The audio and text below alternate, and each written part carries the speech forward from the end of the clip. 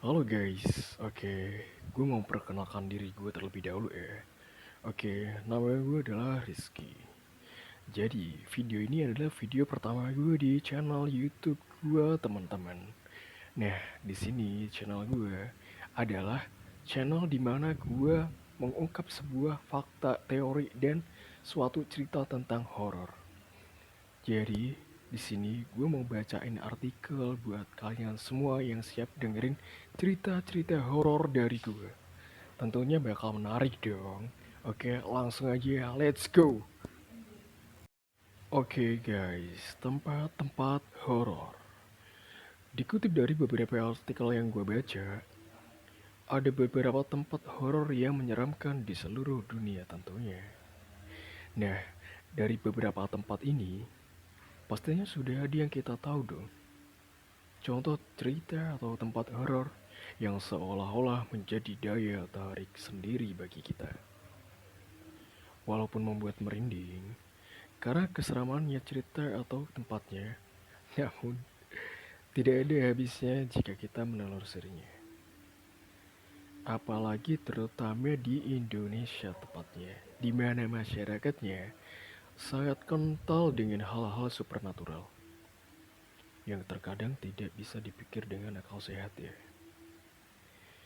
Perasaan tegang dan perasaan yang selalu timbul dari kisah-kisah tempat. Dan cerita horor membuat kita ingin tahu apa lebih yang sebenarnya terjadi dengan kisah dan tempat horor yang hingga menimbulkan gangguan-gangguan yang tak logis. Oke, langsung aja ya. Jadi berikut 8 tempat-tempat horor yang Oke guys, jadi ini adalah 5 tempat horor yang akan gue ulas versi The Asian Burn. Oke, number 1, Tunku Sloss di Birmingham, Alabama. Oke, jadi Tunku Sloss di Birmingham ini didirikan pada tahun 1871, yaitu tepatnya 5 tahun setelah adanya Perang Saudara. Dengan didirikannya kota tersebut, Amerika mulai memperbaiki infrastruktur yang runtuh. Kolonel James Richard Sloss memenuhi pemerintah tersebut dengan membangun Tunku Sloss atau Sloss Furnace. Tungku ini dioperasikan sebagai tungku ledakan penghasil besi babi dari tahun 1882 hingga tahun 1971. Pada tahun 1981, tungku tersebut ditetapkan sebagai landmark bersejarah nasional oleh Departemen Negara Amerika Serikat. Namun, dalam proses produksi, banyak hal yang terjadi. Kenapa tuh ya? Karena pekerjaan tersebut adalah pekerjaan tingkat lanjut dan berbahaya.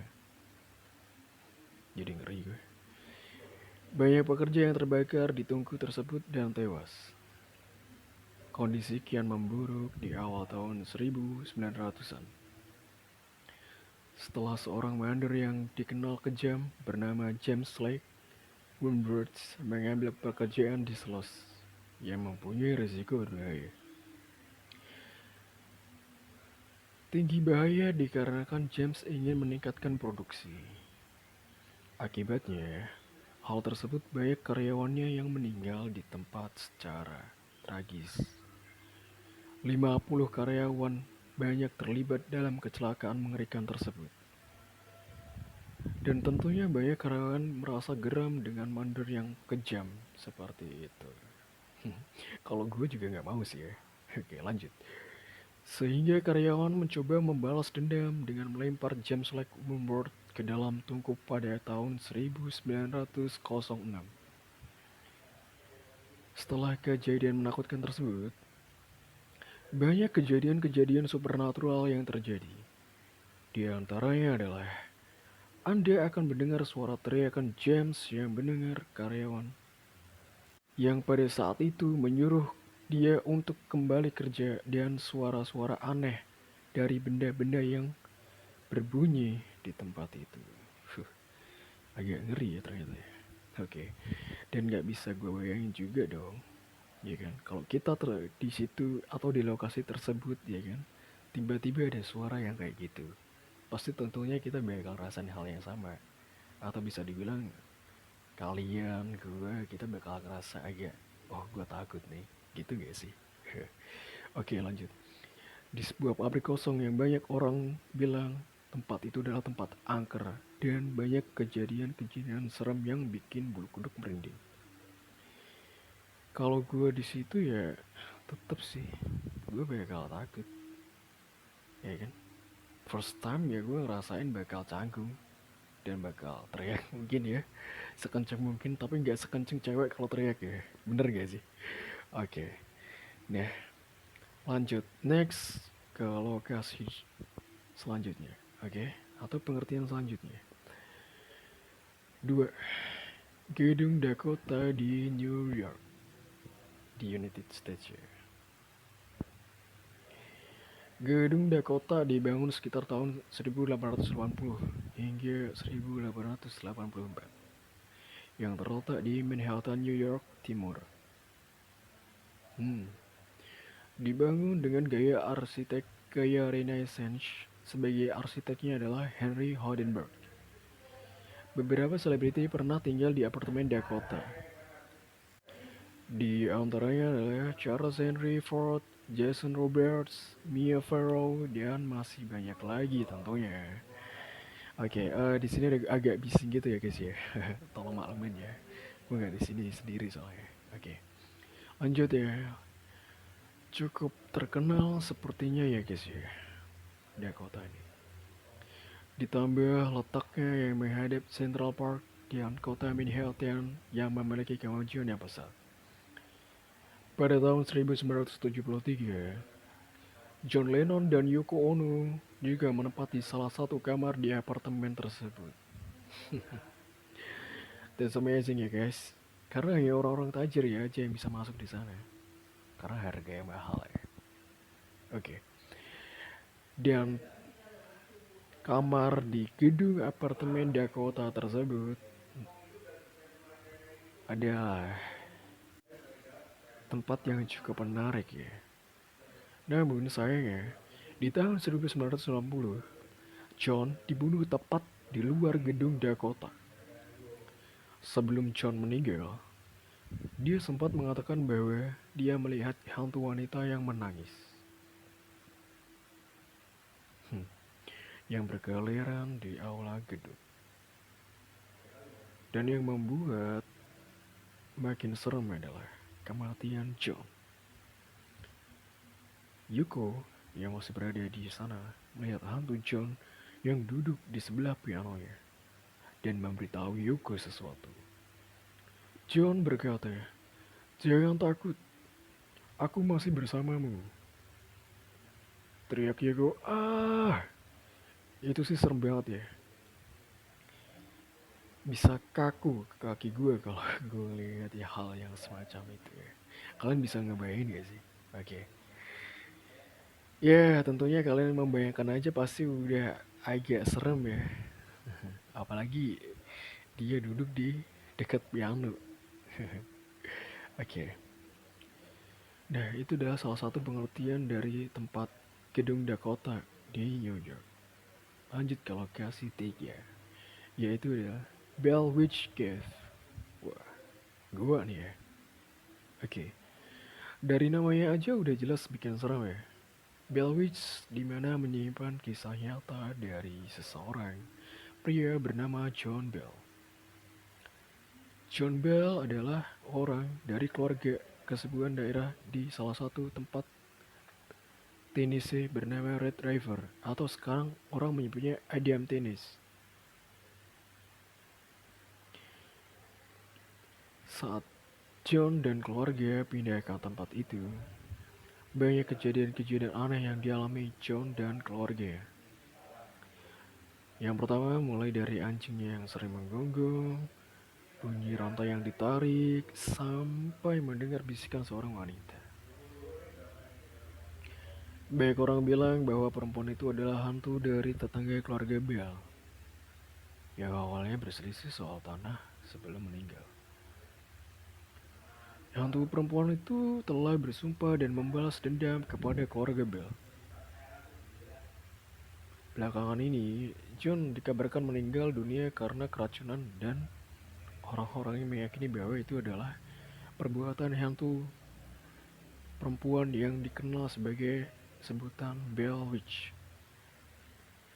Dan kisah seram itu dibuatlah sebuah film berjudul An American Haunting and the Blair Witch Project yang memisahkan tentang seorang penyihir jahat.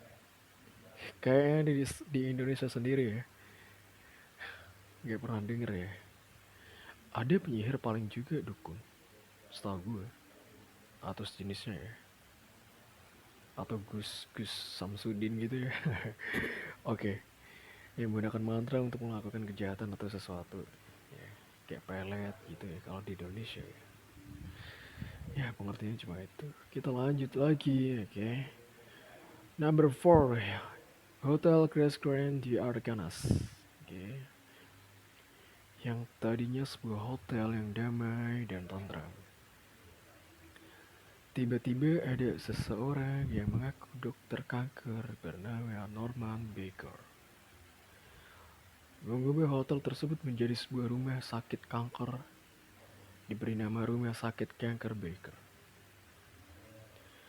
Norman mengklaim bahwa dirinya dapat menyembuhkan penyakit kanker dan mengetahui obat untuk menangani penyakit kanker tersebut.